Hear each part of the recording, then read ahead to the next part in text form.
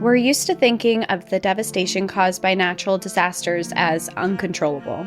A hurricane makes landfall. The ground shakes. A river swells past its banks. There's nothing to do but brace for impact.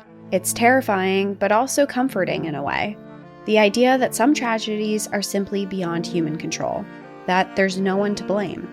In fact, some natural disasters are even referred to as, quote, acts of God in legal and insurance contexts in order to signal that no person or company can be held responsible for their destruction. But not every weather-related disaster is natural. Sometimes the warnings come early, the danger is known, the responsibility is clear, and still nothing is done. Corners are cut, profits are prioritized, and when the worst happens, it isn't just a tragedy, it's a failure. One that could have been prevented.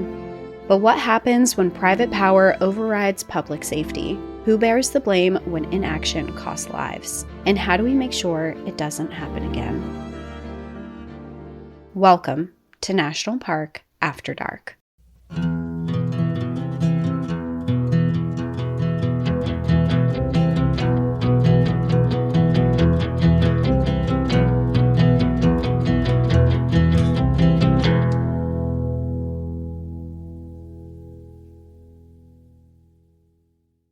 Hello, everyone, and welcome back to another thrilling, exciting week of gruesome stories. Yeah, this is certainly a gruesome story. Welcome, everyone. I hope you are ready and prepared for today's story because it is not by any means a lighthearted one, but it is one that has been suggested and recommended to us for probably years now. So this has been a long time coming. I'm super thrilled because I know the topic and my knowledge goes as far back as like when I learned about it in high school, like very briefly as a footnote in something. Mm-hmm. So I don't know the gory details that you're about to get into, but based on your introduction and just knowing the topic, it kind of gives me what was it? The St. Francis Dam disaster that I did years ago. Like it kind of gives similar vibes to that. And I don't know if I'm right, but that's just where I'm starting off today in my mind. Yeah, I would say definitely something, it can be reminiscent of that or in the same realm because one, it is a flood that we're talking about today, but also we'll get into it. A lot of this could have been prevented and money and greed kind of overshadowed that. And unfortunately, people lost lives because of it. Okay. Way to start off our we're recording so early in the morning. Usually we don't record this early. So it just kind of feels weird to start off a beautiful, sunny, warm summer day like this, but with horror and death. We chose this path, so I'm not. We did. And I feel like a lot of people listen on their commutes to work, so you also chose this path if you're listening at 6 a.m. right now. Well, let's get into it. Yes. So as a little bit of a background today, I'm going to be telling the story of Pennsylvania's Johnstown flood, a flood that was so momentous that the site of the wreckage has since been deemed a national memorial under the National Park Service. It was the deadliest single day of civilian loss in U.S. history for more than 112 years until the terrorist attacks of September 11th, 2001. Oh, wow. To this day, the Johnstown flood remains one of the deadliest weather-related disasters in American history. And while this is a weather-related disaster story, and I mentioned this a little bit a moment ago, it's a lot more complicated than that because the flood was technically triggered by rain, but the reason it was as catastrophic as it was stemmed back to years of neglect by a private company owned by millionaires. And if something had been done earlier, it could have been prevented. Also, before we jump into this, I need to offer a trigger warning for this because this story is gruesome. It's filled with death, including those of children, and there are some very gory details that will be involved in this story. So keep that in mind before you continue listening. I know that's some people's bread and butter and you're here for the dark stuff, but just so you know, this one gets pretty dark. So let's get into this horrific story. I'm ready. I say with a smile on my face. It had been raining for days. By the morning of Friday, May 31st, 1889, the town of Johnstown, Pennsylvania was drenched in water. Rain had been falling for days, cellars were flooded, streets had turned to mud, and the Little Conemaugh River, which ran through the heart of the town, was dangerously high. Still, life carried on. The 30,000 residents of Johnstown were used to high waters. The town had been built in a river valley where the Little Conemaugh and the Stony Creek rivers met, surrounded by the steep ridges of the Allegheny Mountains. It was a location that made flooding frequent, but also made the town thrive. Founded in 1800 and incorporated as a city just months before the historic flood would happen, Johnstown had become an industrial powerhouse. Its rivers powered mills, its hills yielded iron ore and coal, and its furnaces produced structural steel that fueled America's rapid growth. The Pennsylvania Railroad ran right through it, helping transport goods to the region. Immigrant laborers, largely from Germany, Ireland, Wales, and Eastern Europe, filled the mills and factories, living in small, crowded homes near the rail lines. The work was tough and the pay was low, but it kept the city alive. Yet, for all of its industrial strength, the town lived under a hidden threat, the South Fork Dam. High above Johnstown, nestled in the hills and out of sight, the dam held back the Lake Conemaugh, a man-made reservoir containing 20 million tons of water. And when I saw that number, I was like, I can't even envision what 20 million tons of water looks like. So I wanted to understand the scale, and I wanted to put it in a way that you would also understand the scale. So I wanted to know how many Titanic ships are 20 million tons of water. Thank you so much for using this measurement. Please tell me. Have you seen that meme where it's like Americans will use anything but the metric system? Yes. And here we go. Here we go. This is the amount of Titanic ships. That is 20 million tons of water. Can I guess? Yeah. Okay, so a ton is 2,000 pounds, and there's 20 million, you said, tons? Mm-hmm. So I don't know. I kind of set this up like I was going to give a confident answer, but I do not have that. I'm going to say 17 Titanics. Not even close. Am I way? But I appreciate your guess. Okay. Because I've been there and I understand. It's the equivalent of about 382 fully loaded, like passengers, everything in it, Titanic ships. Whoa. All right. Hello. Well, I get the scale now. Who needs the metric system? I understand. The scene has been set. We understand math. We get math. Okay. It's just great that I was able to Google that too. It was like, wow, the Titanic was 58,000 pounds. And if you 20 million, and then it like showed me all the math that went into it because I just Googled it. I was like, well, I really appreciate how can we understand this? It's one of my favorite things you've ever done. Yeah, I felt like it was very thoughtful. So I appreciate it. I'm glad you liked it. Thank you for your active service. Anytime, really. That will actually be all of our future measurements in the show. Yeah, how many Titanics? Yeah.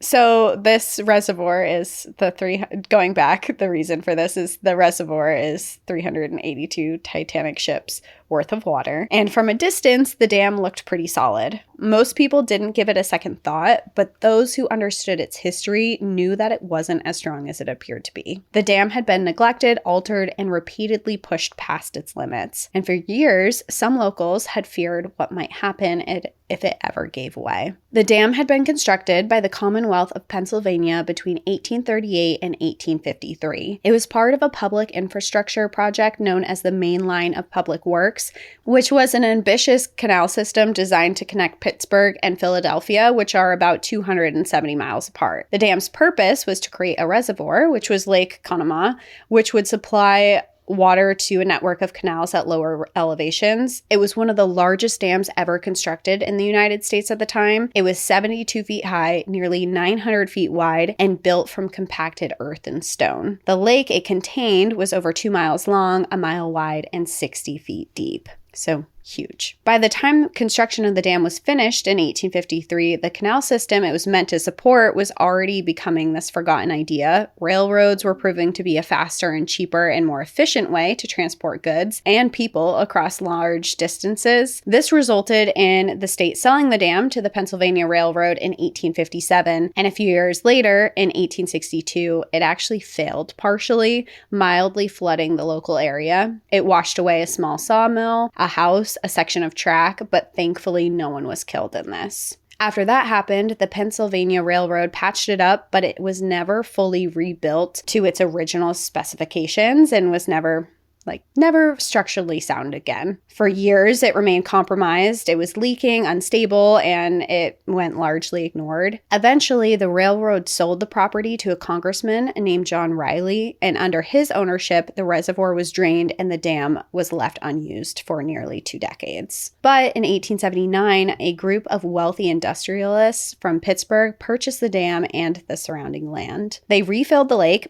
and turned the area into a private mountain retreat called the South Fork Fishing and Hunting Club. The membership list included some very powerful names of the Gilded Age: Andrew Carnegie, Henry Clay Frick, Andrew Mellon, among a lot of other people. But these were men who had made their fortunes in steel, coal, and banking. And they made it because they wanted this secluded escape where they could fish, sail, and socialize away from the peasants of the city. They're like, we want our own elite location where just we can go, and this is perfect. We'll build our own lake for it. To make the lake suitable for recreation, the club made a number of modifications to the old dam, but the changes they made weren't focused on great engineering aspects or safety. They prioritized getting it done very quickly so they could open it up for everyone, which meant it wasn't constructed as well as it previously was, and they really cut corners when they were doing it. The dam's original cast iron discharge pipes, which had allowed water to be safely drained from the reservoir, were removed and never replaced. In their place, club workers carved a shallow channel meant to direct overflow from the dam during heavy rain. But it was poorly designed and easily overwhelmed. To make matters worse, the top of the dam was lowered to allow a carriage road to be built across it, which reduced its ability to hold more water. So it actually made it less effective just for rain purposes. They also added a fish screen across the spillway so they could keep all their prized fish inside the river or inside this lake reservoir that they were creating. But the problem with that is that it frequently clogged with debris and then wouldn't allow the water to go over the spillway. So then the water would raise and be trapped even more. So another problem. And all of these alterations ultimately made it a lot more prone to failure in the future. And they didn't unknowingly do this. It wasn't like we just thought we were doing it right. The club was very, very well informed that what they were doing could potentially cause problems.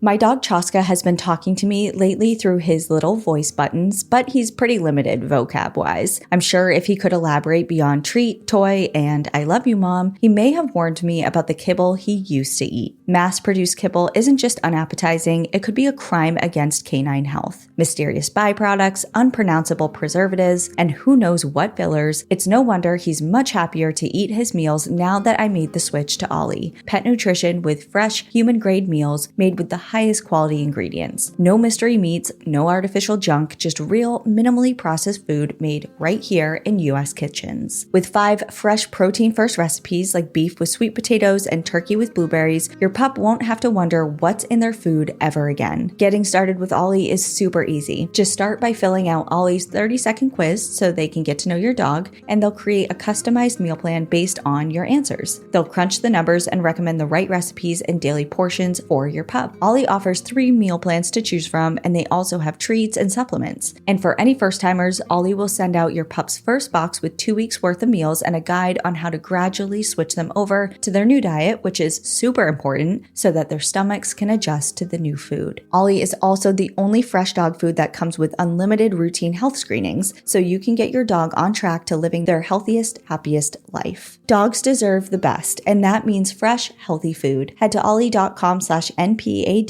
tell them all about your dog, and use code NPAD to get 60% off of your welcome kit when you subscribe today. Plus, they offer a happiness guarantee on the first box, so if you're not completely satisfied, you'll get your money back. That's OLLIE.com/NPAD and enter code NPAD to get 60% off your first box.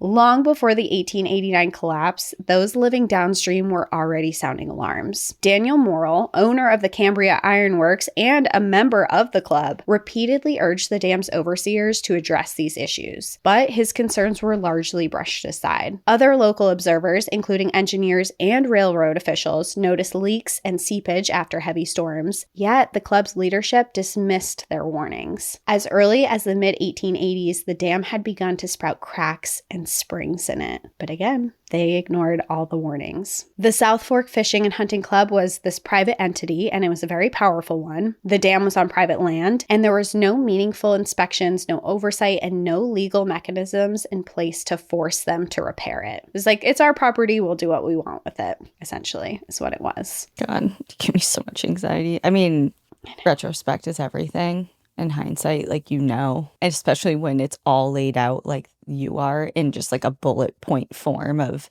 this, and this is wrong. Mm-hmm. But I don't know.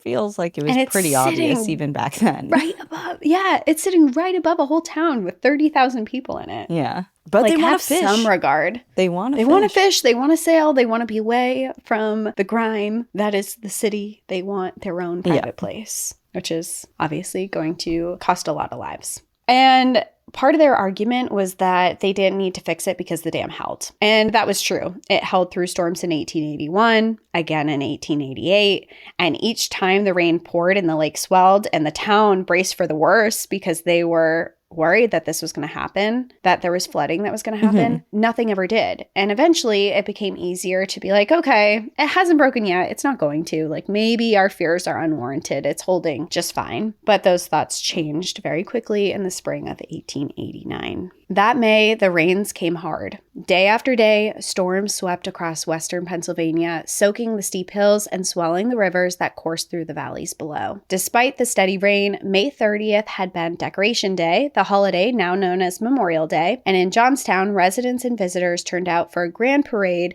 that wound through the streets, featuring civic groups and local Civil War veterans in uniform. The celebration offered a brief sense of normalcy, even as they saw the rivers continue to rise. It's like, this is happening, we're a little worried, but we're still going to celebrate. Let's put our blinders on, focus over here. Don't worry about that. Yeah, don't worry about that. This is a day of celebration. By the next day, the morning of May 31st, over 6 inches of rain had fallen in just 24 hours. The Little Conemaugh River, already prone to flash flooding, had overflowed its banks in several places. Homes along the waterfront were flooded, trains were stalled, roads were washed out, and again, people in Johnstown were used to high water and this kind of mild flooding at this point, but this storm felt different, and upstream, it was causing even more trouble. At the South Fork Dam, water had been rising steadily for days. The dam spillway, the only mechanism for relieving pressure from the lake, was almost completely blocked by debris, thanks to that fish screen that we talked about earlier, and it had never been cleared since they had installed it. And now, as logs, branches, and brush piled up against it, it stopped the overflow dead in its tracks. And there was no emergency relief valves because, again, the original discharge pipes that had been removed from the dam when it was repurposed for this private lake was never replaced. So they didn't have a secondary option either. One person who had an eye on these problems was John Park. He was a young civil engineer who had been hired by the club to oversee the installation of a large sewer system at the lake, which cost about the same amount of money as the entire South Fork Dam reconstruction. Park was just 22 years old, and he had studied civil engineering at the University of Pennsylvania, though not through a formal degree program, but via apprenticeships and coursework, which was enough at the time to qualify him for the job. After the Decoration Day festivities, he had spent the night of May 30th watching storms gather, and by dawn on May 31st, he was really alarmed by the reports of the rising water, so he rode his horse up to the dam to check it out for himself. And he also went with another man named Elias Unger. And they discovered by mid-morning that the water was flowing over the top of the dam. They knew that earthen dams like this one, and I mentioned before it was constructed primarily of soil and other natural materials like clay and rock, they aren't designed to be overtopped. When water begins flowing over the crest, it rapidly erodes the structure from the front side down, and this can result in a collapse of the entire dam. And remember, it's holding 382 Titanic ships. I haven't forgotten. Recognizing the severe danger they were in, they recruited several men from the South Fork Fishing and Hunting Club to make a last-ditch effort to prevent the dam from failing. With water already overtopping the structure, workers used shovels to try and clear the spillway. Others attempted to dig a secondary channel to divert the overflow. They tried their best, but it was useless, and the problems with the dam should have been addressed long before these rains had come, and now they were out of time. They were working with hand tools and limited manpower as the rain kept coming and the lake kept rising. John Park decided to ride down to the South Fork Telegraph office and urge the operator, a woman named Emma Enfield, to send word of the danger downstream. Despite her initial frustration at yet another flood warning, they're like, yeah, we get these all the time, it doesn't really matter. She sent out the telegraph and she wrote, South Fork Dam is liable to break. Notify the people of Johnstown to prepare for the worst. But after years of false alarms, the local people hardly reacted to the news. In Johnstown, messages like this had circulated before. There had been heavy rains in 1881, again in 1883, and again in 1888. And each time the dam had held, and each time they had had these warnings. So when they got it, it was just kind of like, oh, okay, whatever, noted. No change in anything that they were going to do. I mean, it's so frustrating hearing it now, and you kind of like want to shake people and be like, you're about to die, potentially. But I can totally understand the like false alarm, boy who cried wolf type of thing, especially after so many years. It's just like, I totally understand. Because it's just human nature. You're desensitized. You know, you're just unfazed after so many, like, hurry up and, okay, never mind. Yeah. You know, it's just, I don't know. It kind of reminded me of when you're in school and you do the fire alarms constantly. Like every time you do a fire alarm, every time you know it's not real, you get in line, you walk outside, you're slow moving, maybe you even sit for a minute, you're joking around. Yeah. And then you go outside and you line up with you find your buddy and you stand there. Because every time it's a drill, it's always a false alarm. So I've never experienced a real fire in my school or anything, but I imagine when it would come to a real fire, I would do the exact same thing and be like, I have to go to the bathroom real quick, or like, I'll be there in a minute. Yeah. I'm going to finish drawing this, or, you know, and it just kind of reminded me of that there's no sense of urgency. But by 2:30 p.m., it was clear that the dam wouldn't survive. Water was gushing over the top, and the center of the structure was beginning to erode. The engineer, John Park, only gave up his efforts at the very end, reportedly riding on horseback to escape the water in the nick of time. He later described the sound of the dam as it failed, like the roar of distant thunder. And then, just after 3 p.m., it happened. The South Fork Dam collapsed completely. 20 million tons of water, enough to briefly match the flow rate of the Mississippi River, exploded into the narrow valley below. The lake that had once been a playground for Pittsburgh elite was now a weapon, roaring through the Conemaugh Valley in a massive wave of water and mud, dragging trees, buildings, rail cars, livestock, and entire homes with it as it was heading straight for Johnstown. The wave was at least 40 feet high and moving an estimated 40 miles per hour, fast enough to reach Johnstown in just under an hour. But the devastation began long before it arrived. The first town in its path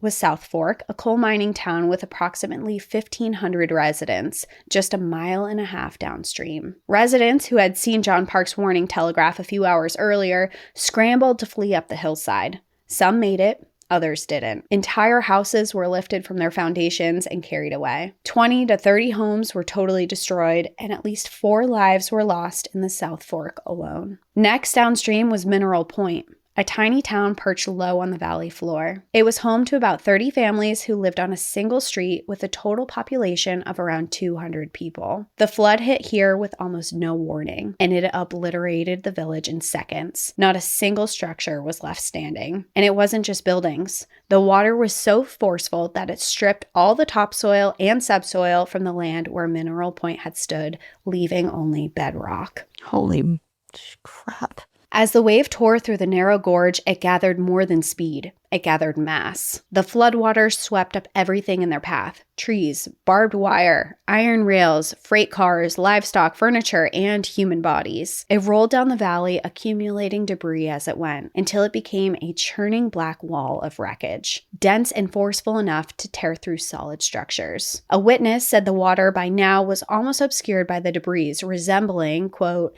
a huge hill rolling over and over, tossing up logs high above the surface.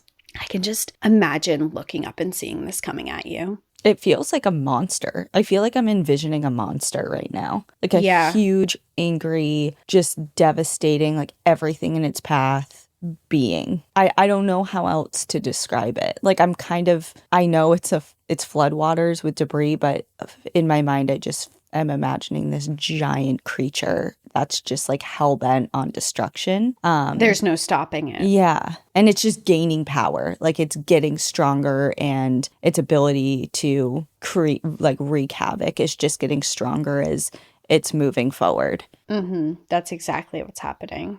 It surged through the towns of East Conemaugh and Woodvale, two working-class communities near the outskirts of Johnstown. In East Conemaugh, a Pennsylvania railroad engineer named John Hess spotted the approaching flood. Acting quickly, he tied down his train whistle and drove the locomotive towards town, hoping the sound would warn residents to flee. His effort helped save lives, but not all. Around 50 people were killed in East Conemaugh, including roughly 25 passengers stranded on trains that had been halted earlier by flooding. The town of Woodvale had no warning. 314 of the 1,100 residents died. That's nearly 29% of the community. There, the wave encountered a major barbed wire manufacturing plant called the Cambria Iron Works, and as it smashed through the factory buildings, it ripped loose massive quantities of barbed wire stored on its site and took it with it. That's one of the worst things that could be tangled up in there now. Just this serrated... This is truly a weapon. Yeah. Water, and now you have serrated barbed wire coming at you. That's entwined, jumbled, wrapping itself around things. By the time the flood reached Johnstown at approximately 4:07 p.m. on May 31st, 1889, it had been traveling for over an hour, and it had grown into a black, debris-filled tsunami. The valley narrowed just before Johnstown, funneling the water into an even higher, faster surge. Residents heard it before they saw it. A deep, thunderous roar like an oncoming train with no tracks in sight. And then came the wave. It hit the town with a force unmatched by anything in American disaster history up to that point. Entire rows of homes vanished in seconds. A stone bridge just downstream of the city center, ironically thought to be a place of safety, became a death trap. Debris jammed against the arches and created a natural dam, backing up the water and sending it slamming back into the city like a ricochet. Worse, the debris in Johnstown caught fire. Witnesses described walls of flames rising from the floating wreckage, with people still trapped inside, the remains of homes and train cars unable to escape. Unlike the smaller towns upstream, which had populations in the hundreds or low thousands, Johnstown, as I mentioned earlier, had been designated as a city just months prior, with a bustling population of more than 30,000 people. That density meant that the potential for destruction was far greater. Thousands of residents were killed, many not by drowning, but by blunt force, crushing, entanglement, or even fire. Some were dragged more than 70 miles downstream before their bodies were recovered. Others were never found at all. And yet, some survived. One girl was carried for miles on the roof of a barn before she was rescued from a tree. One man saved himself by grabbing hold of a mattress and floated past. Entire families were pulled from second-story windows or clung to telegraph poles until the water receded. Most people barely had time to react before the water hit. Anne Fenn Maxwell had been at her home with her 7 children when the flood struck. Her husband, John, was outside helping nearby neighbors move their furniture to higher ground, and he was washed away immediately. Inside, Anne Fenn gathered her children close, clutching her baby in her arms, while the others clung desperately to her. But one by one, she could do nothing but watch as the house filled with water and her children drowned beside her. She later described it, saying, "The water rose and floated us until our heads nearly touched the ceiling. It was dark and the house was tossing every way. The air was stifling, and I could not tell just the moment the rest of the children had to give up and drown. What I suffered with the bodies of my 7 children floating around me in the gloom can never be told. In the darkness and chaos, she lost the grip on her baby. The house collapsed. Anna somehow survived, but her husband and all 7 of her children were gone. To add to the tragedy, I should also note that Anna was actually in her 3rd trimester of pregnancy at the time, and she gave birth to a baby girl a few weeks after the flood, but that baby also didn't survive. What a life journey. I mean, like, just to endure that sheer amount of loss in such a tragic way. Like, it's just, stories like this are just so, serve as such reminders of just how much pain and suffering people have gone through. And in a myriad of ways, of course, but I mean, her entire family, her entire life, her entire world is just gone. And she witnessed most of it. She witnessed it, and then she survived in the aftermath, but had to have the realization of why. Why did I survive when I watched my whole family die around me? Yep.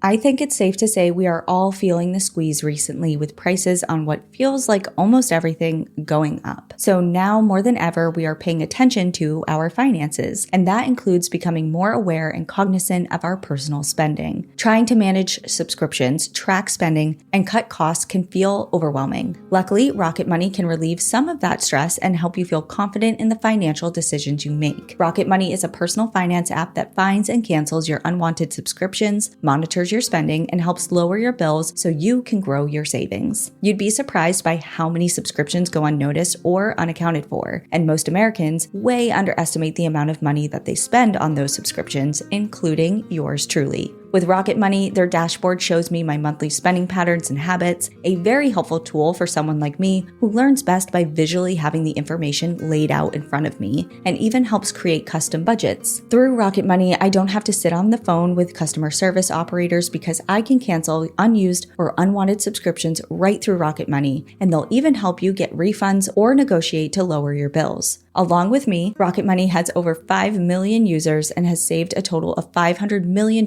in canceled subscriptions, saving members up to $740 a year when using all of the app's premium features. Stop wasting money on things you don't use. Cancel your unwanted subscriptions by going to rocketmoney.com/NPAD. That's rocketmoney.com/NPAD. rocketmoney.com/NPAD. Another Johnstown resident named Victor Heiser, who was just 16 years old, looked up from working in his family's barn to see a wall of water crashing towards his home. His father, from the second-floor window, was gesturing wildly for Victor to climb onto the barn roof. He scrambled up there just as the barn was ripped from the ground. He watched in horror as his home was crushed. Clinging to the wooden beams, Victor was swept downstream, leaping from one rooftop to another, dodging debris until he finally passed a 2-story brick house that was still standing. He spent the night huddled in its attic with 19 other survivors, all of them praying that the structure would hold. The next day, when the water receded, he found that both of his parents were dead. He was his family's only survivor. Victor would eventually become a physician and global public health leader, crediting with saving 2 million lives for developing the first effective treatment against leprosy. But he never forgot what it felt like to be orphaned in just an instant. These are just a few of the thousands of tragic stories that surfaced in the days following the flood. Each one a reminder that behind every statistic were real people, real families, and lives that had been shattered in the span of only 10 minutes. Johnstown was unrecognizable. More than 1,600 homes were destroyed. The entire downtown business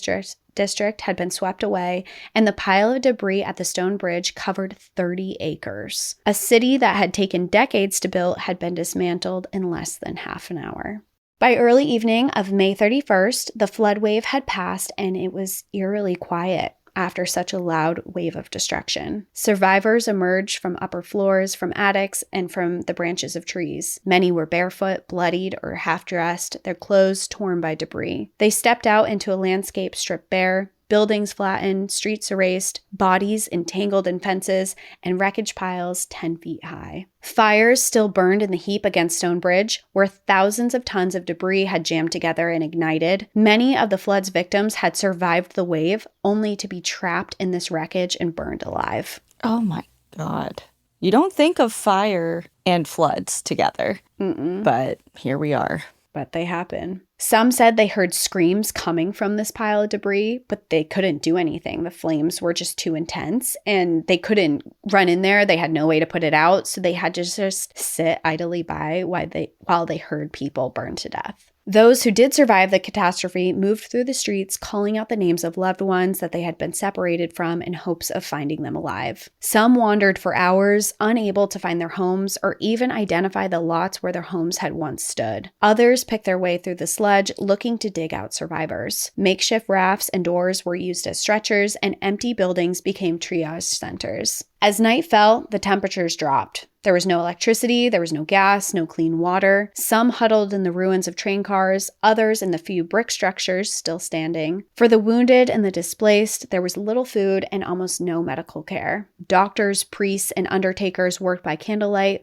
while the stench of oil, mud, and death clung to everything. In those first few hours, it wasn't clear just how many people had died, and it wouldn't be for days. The official death toll would ultimately rise to 2,209 people. This included 99 entire families, and 396 children died that day. More than 750 victims were never even identified. Johnstown wasn't just a town in mourning, it was a town in shock. And it was cut completely off from the outside world. They had no way to call for help and weren't sure that anyone even knew what had happened there. The telegraph lines had been washed away, the rail lines were twisted or gone altogether, and the roads were impassable. But what happened there did get out to the public, first in nearby towns, then across Pennsylvania, and then, before long, across the country. One of the first outsiders to arrive on the scene was a Pittsburgh Gazette reporter who arrived by foot on June 1st, 1889, just one day after the flood,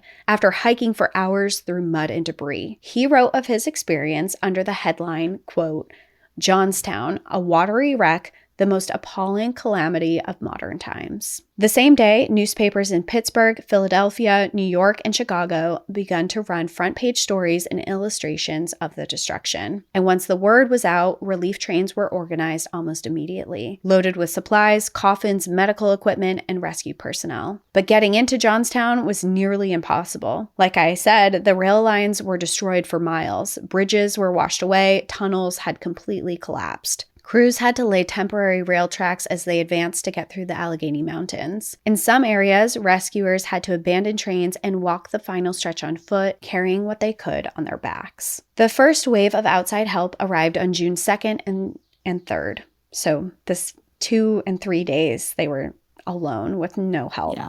And I'm sure, even people who survived the initial onslaught had died in those days because they probably sustained some pretty life-threatening injuries and really needed help and help fast. And if it didn't come, within a certain window, they would probably died. Yeah. Yeah, absolutely. That was a big cause too. And like I mentioned before, there were people burning to death in the wreckage, but there was no one could come to put it out. There were no firemen who could reach them or even knew that it was happening.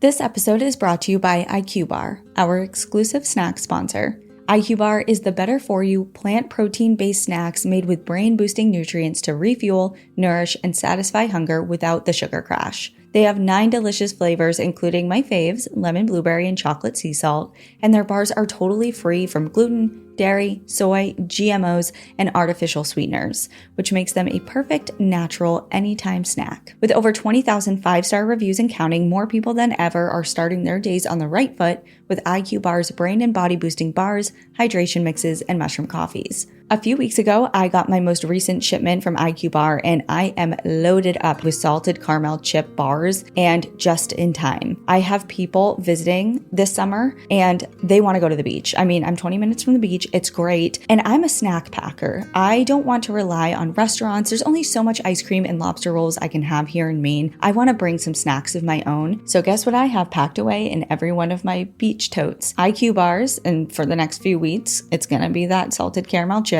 and also hydration mixes to make sure that we're staying nice and hydrated while out in the sun on the beach. And right now, IQ Bar is offering our special podcast listeners 20% off of all IQ Bar products, plus get free shipping. To get your 20% off, text PARK to 64,000. Text PARK to 64,000. That's PARK to 64,000. Message and data rates may apply. See terms for details.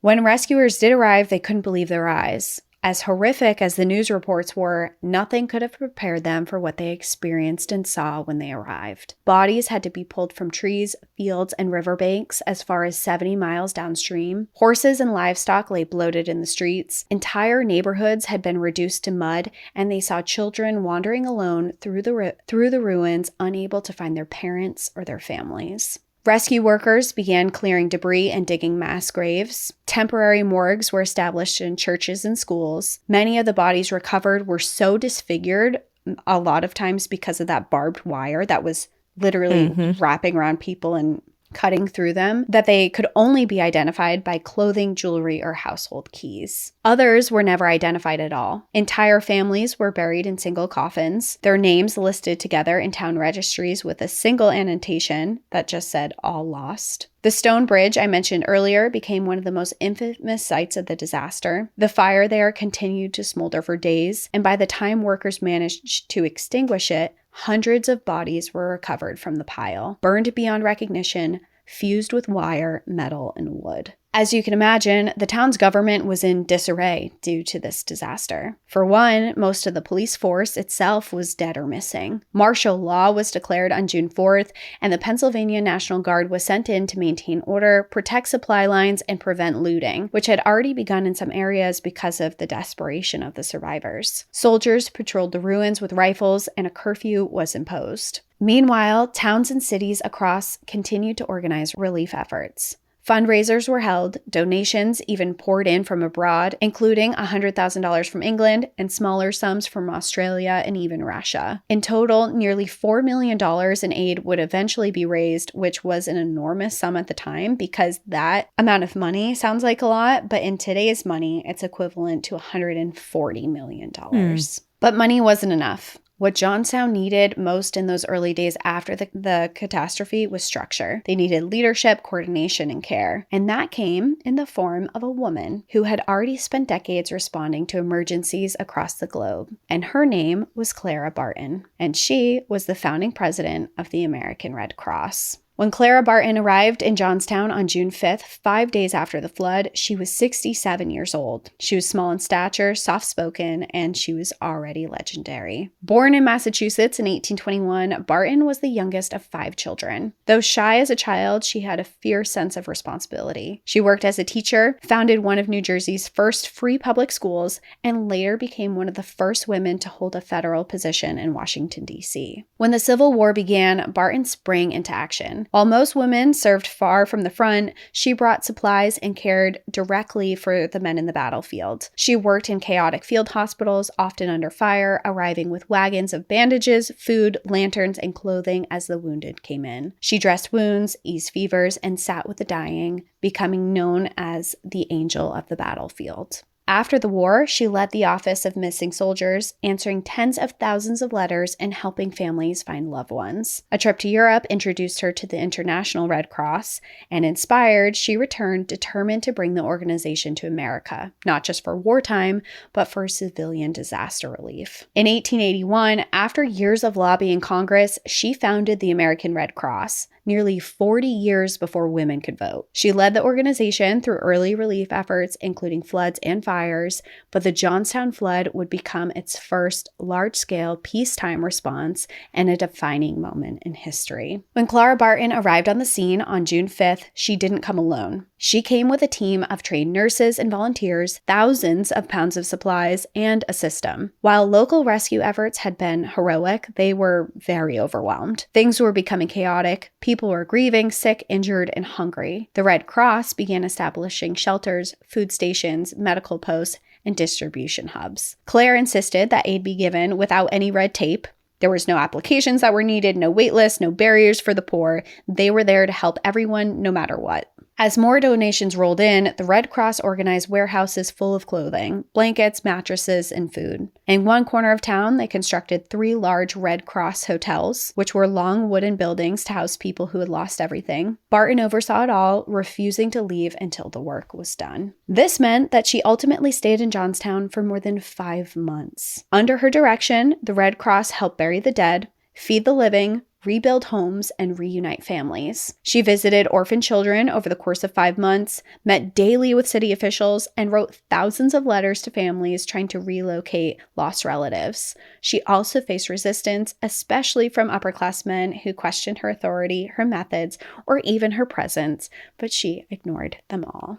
I've heard a lot about her growing up, Me thankfully. Too. She was involved in so many things. Yeah, she's just someone who was like, I found my purpose and I'm gonna like do it until I die. Like, it's not just like, oh, I'm good at this and I can lend some of my expertise here and there, but like gets busy with other things. She's like, no, this is my calling and I'm sticking to it and I'm gonna make waves doing it. And I mean, she changed the world, you know? And she really did. Yeah, hers is a story that's just, I hesitate to even bring this up because I don't remember all the details, but I remember seeing a video either online, well, of course it must have been online, but whether it was like a short reel or a YouTube video, I don't quite remember, but it was something about like one of the first original Red Cross headquarters or something was about to be, like, kind of got lost to time, and it was about to be either demolished or renovated and done something. It was like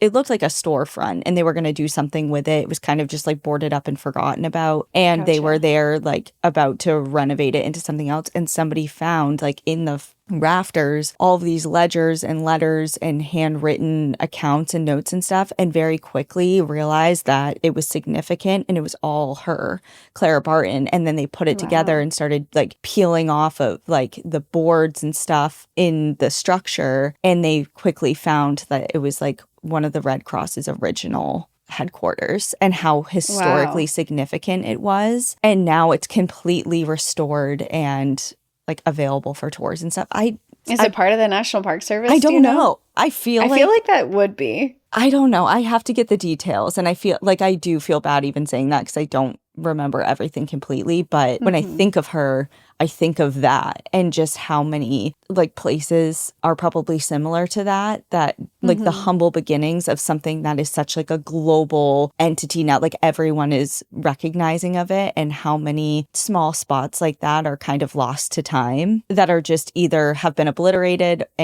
or completely redone to be something else, or are just like laying in wait for someone to pay attention and discover them. And yeah. When I think of Clara Barton, I think of Gettysburg because she was iconic in Gettysburg. I mentioned it a little bit. She was out on the fields and she's literally in battle when people didn't even want her there because she was a woman. Right. And she's like, no, I'm here. I have expertise and I'm going to help. And so I think of her in that. And I also think part of her story that's really interesting is that, one, she did this forever. I mean, in this story in particular, she's 67 years old at the front lines of this the biggest disaster in American history at the time. But also, she founded the first free public school in New Jersey. She started the school. There were only 6 students. She rose it to be hundreds of students. And she was passed up for promotion as the principal of the school. And to a man. They said a man was more capable of that position. So they passed her up on it. So she left completely and started this. And I think of that moment as, sometimes the path that you think you're supposed to be on isn't it. And for her, if she had become a principal, would she have ever founded the Red Cross or done all of these amazing things? Who knows? Maybe not. Yeah. Yeah. Well, to answer your question, of course, the National Park Service. This isn't the location I was thinking of, but Clara Barton Home and Red Cross headquarters is managed by the National Park Service, of course.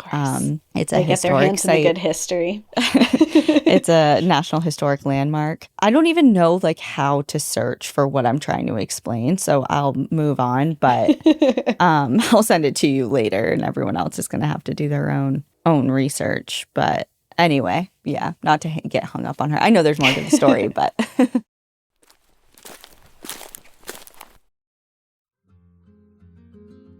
Do you remember as a kid when rearranging your room felt like refreshing your entire life? Well, now as an adult, I feel that way when I get that familiar urge to refresh my closet, but I'm trying not to waste money on pieces I'll only wear for just one season. That's where Quince comes in. Their clothes are timeless, feel luxurious, look elevated, and the quality is way beyond what you'd expect for the price. Think 100% linen tops starting at $30, washable silk dresses and skirts, and soft cotton sweaters. Versatile, warm weather pieces you'll reach out for again and again. And the best part, everything with Quince is half the cost of similar brands. By working directly with top artisans and cutting out the middlemen, Quince gives you luxury without the markup. And Quince only works with factories that use safe, ethical, and responsible manufacturing practices and premium fabrics and finishes. I personally love a nice linen piece. They're so comfortable and can be dressed up or down and just really fit into the capsule wardrobe I'm trying to create. I snagged a 100% European linen maxi skirt in black. It has a nice little slip right up to the knee, so it says she's a fashion icon while also being just the thing to comfortably explore in. Give your summer closet an upgrade with Quince. Go to quince.com/NPAD for free shipping on your order and 365-day returns. That's QUINCE.com/NPAD to get free shipping and 365-day returns. Quince.com/NPAD. So going back a little bit to Clara Barton herself, when she left Johnstown in October of 1889, so 5 months later, the Red Cross had been transformed. Because previously it was this huge power front for wartime efforts, but now it was significantly known to be used in time of disaster. And she made sure that its mission was to come to places and work fast, to be politically neutral no matter what was happening. She was going to help whoever was injured no matter what. She wanted to bring compassionate aid wherever it was needed. In the months that followed, Johnstown slowly rebuilt. Families returned. Homes were rebuilt where ruins had been, mills reopened, and life resumed. But it was forever changed. The flood, the worst civilian disaster in U.S. history at the time, exposed the dangers of unchecked development and private infrastructure. Despite clear negligence by the elite South Fork Fishing and Hunting Club, no one was ever held accountable. Of course they weren't. Why am I not surprised? Yeah. The disaster was legally deemed an act of God, and the wealthy members like Andrew Carnegie and Henry Clay Frick paid nothing, not to the victims, not to the town. They virtually had no repercussions for what they did. Which is so upsetting because they are the wealthiest men in the world. To this day, their names are known, you know, and it's just, the Carnegies are everywhere. I can't even believe. So you said they weren't found liable, but do you know if they actually just out of the goodness of their hearts donated any sort of monetary relief? Do you know? I mean, not to put you on the spot, but just because they weren't in the court of law ordered to pay, I just wasn't sure if they ended up doing that for any other reason. So he wasn't legally obligated to donate, but he did donate $10,000 to rebuild the public library that was in town. And he did another $45,000 in addition to that to help restore parts of the town. So he did do stuff. He did something. Mm-hmm. But in the scheme of things, I mean, what is $45,000 when 2,000 people's lives were lost? I hate to bring this up. I actually don't hate to bring it up, and I'm going to, but because it's relevant we're recording a couple weeks ahead of time because we're busy as all hell, bebopping around the American West when this releases. But as of right now, what's hot in the news kind of, is the Jeff Bezos wedding in Italy. Oh, yeah, in Italy where they protested him being there. Yep. So that's kind of my algorithm right now. And there was this woman, she stitched together a video of, because like as of today, the guests are arriving and it's like kind of all over the news. And this woman stitched together a video, and she's a financial expert. And she basically broke down, what's her name? What's the fiance's name? Do you know? I don't know anything I don't about either. Jeff Bezos. I'm not in this world usually. But anyway, Jeff Bezos' fiance had a bachelorette weekend, and it cost $670,000. And she's Wow. like, you know how we're like, how many Titanics is that? She basically was like, what does that mean? Like, that number is so large. Like, how does that equate to the average American? And she broke down this entire video of like doing a bunch of comparisons and whatever. But she essentially was like, in simple terms, this $670,000 bachelorette weekend was the equivalent of spending $1.40 for the average American. Like in her, $670,000 to her and to Is her $1.40. is $1.40. Must be nice. So it's kind of like, I think of that and being like, okay, so what is $10,000 to Carnegie? Like, can you do a little more? Like, yes, that's a huge amount of money for us, to us, but to him and in his world, it's not that. It leaves such little of a dent, he probably wouldn't have even noticed it was gone. And I don't know. It just, very, very wealthy people bother a lot of us. And I think it's because of reasons like this, where it's like you have such a sheer amount of money and so little of it is put towards any sort of cause that's going to make a difference. You know, you just see this kind of like disgusting display of wealth. And it's like, instead of buying a private jet and flying 15-minute flights, you know, you could like help the homeless population in your area. Yeah, I don't know. And I'm not saying that the ultra wealthy don't do any sort of, you know, humanitarian work or whatever. And I know and I am aware that they do. But when you see things like that, it's just kind of like, God, it's so disturbing. But when one person has the amount of money to end world hunger and they don't. It's like, what the fuck are you doing? It's like, why? Like, yeah, it's just, I don't know. I think that I'm all for, it's your hard-earned money that you get. It's your right to spend what you earn. But when you have more money than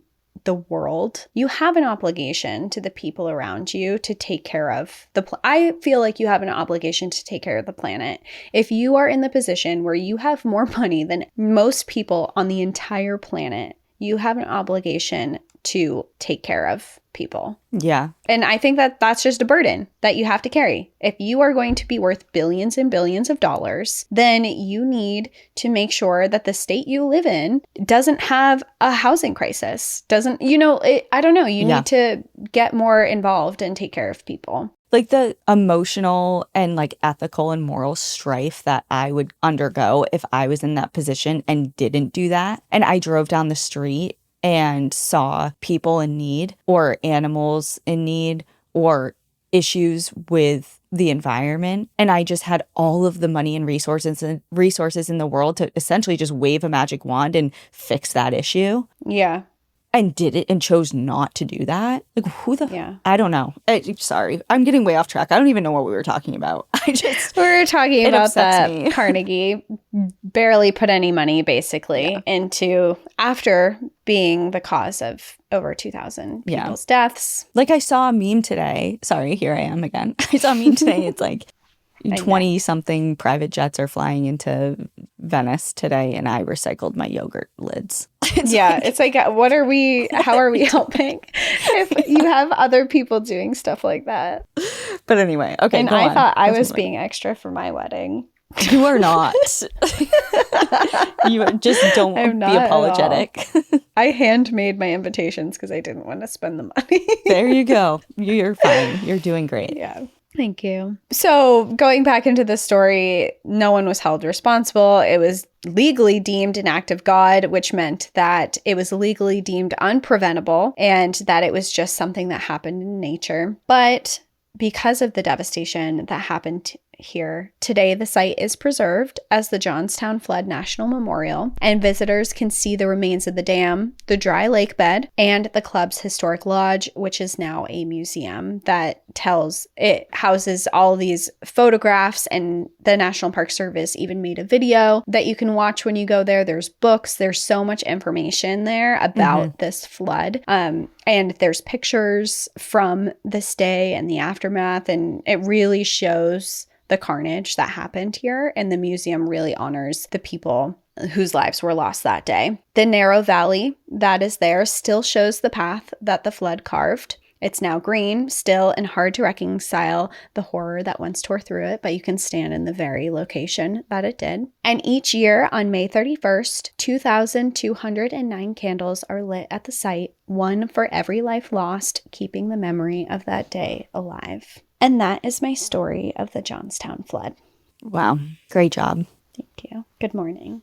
Good morning everyone. to us. Wow. I don't even know what to do with my day now. Yeah, that was a rough one. And I understand why it was so heavily requested. It has, dark elements, of course, but also frustrating elements of, human error or negligence and not wanting to take accountability, and other people suffer for that. And it just has all the themes of a story that make it really intriguing and frustrating and unbelievable. And it's sad that it happened, but hopefully we've learned a little bit from it. I don't think we're perfect, but yeah. I mean, the St. Francis dam disaster happened after that, I think. And it had similar things of like ignoring things that started to go wrong, like little cracks or like it'll be fine. It'll be good. And it's been fine up until this point. Like, why should we worry? And it's just, it just reminded me a lot of that story. Yeah, for sure. And I just researching and learning about this story, I just felt kind of close to it too, just because Vermont has experienced such bad flooding and people here have really been struggling. And there's been this big argument that's going around that the government isn't doing enough to provide safety from these floods. And there have been different environmental groups that have come forward and been like, there are ways that we can help mitigate this flood. Like, even though we can't stop the rain, there are ways that we can reshape the landscape to make sure that people's homes are protected. And we can put in marshlands and we can do things that are going to mitigate these floods when they happen. And there's been, to my knowledge, nothing's really been done about it. And as this episode is coming out, we will be right around the anniversary of the flood from last year, which was also the same day as the flood from the year prior. In Vermont. So in Vermont. So I know when this episode is coming out that it's going to be the time of year where everyone here is kind of holding their breaths to be like, is this going to be the third year in a row that we flood on this day in July? Yeah. Oh. Scary. And you were with me last year when it happened. I sure as hell was. And I mean, we were lucky, but we saw the devastation of just my road being, it was impassable.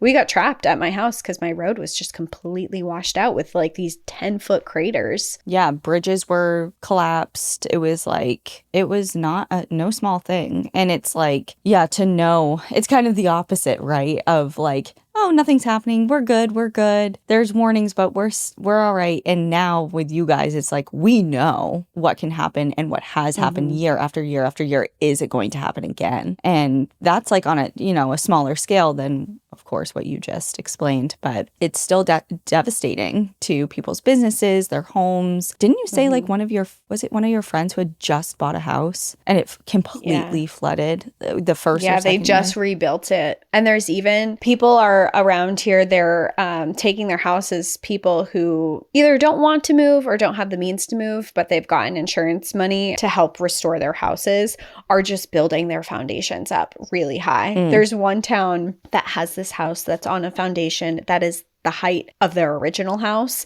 and then they plopped their house on top of it. Oh my God. Okay. It's like, and they're right next to a river. So, and they have historically flooded for the past few years. So I get it, but looking at it is like, oh my God, you have to take an elevator or a stair just to get inside your house now. Yeah. They're like, we ain't leaving. It's not done construction, so maybe they're doing something, but yeah, we're not leaving. We're just going to move this 30 feet in the air and we'll be good. It's actually really funny to go by, but I feel bad because even I go on Zillow, and if you look around Vermont, there are a ton of people who are selling their homes that are on, and I see the street names and I'm like, that's a street that flooded. And you see pictures, and before, when I was looking at homes to buy, I would be like, I would love a house on some water, like a little brook or something. And now I look at those same houses and I'm like, I would never. Absolutely and not. I see them. I just like to explore Zillow because it's fun. But I see all of these houses now that pop up in my area, and a lot of them have rivers or brooks on them. And I know people are selling them because their house flooded, or because they came very close to flooding and they know that the weather is just getting kind of more unpredictable as climate change continues. And they know that it's like, get out now before it's too late. Well, thank you for sharing. And I guess that's it.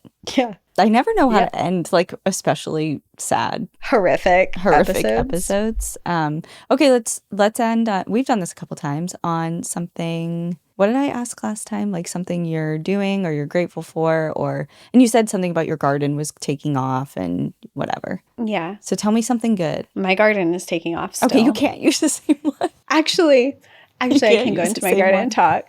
Yes, I can. Please let me talk about my garden. Okay, what?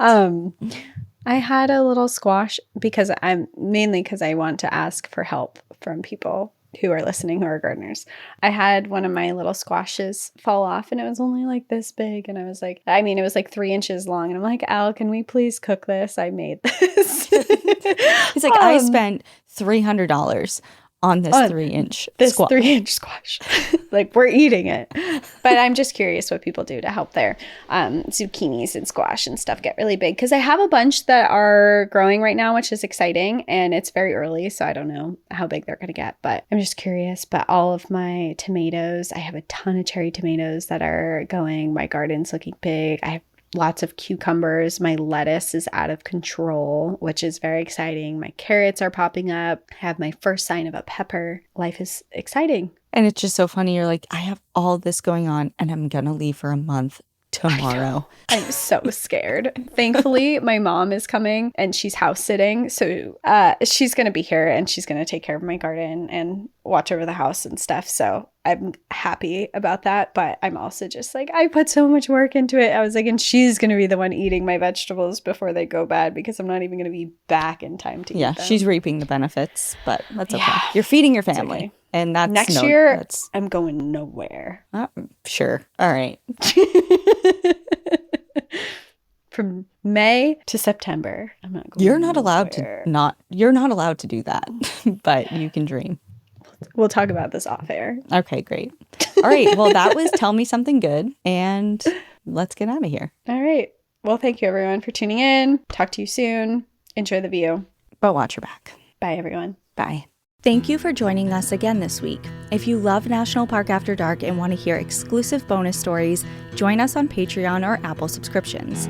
Patreon subscribers have access to our National Park After Dark book club, live streams, Discord, and much more. If you prefer to watch our episodes, video episodes are now available on YouTube. If you're enjoying the show, please take a moment to rate, review, and subscribe on your favorite listening platform. And to follow along with all our adventures, you can find us on Instagram, Facebook, TikTok, and X at National Park After Dark.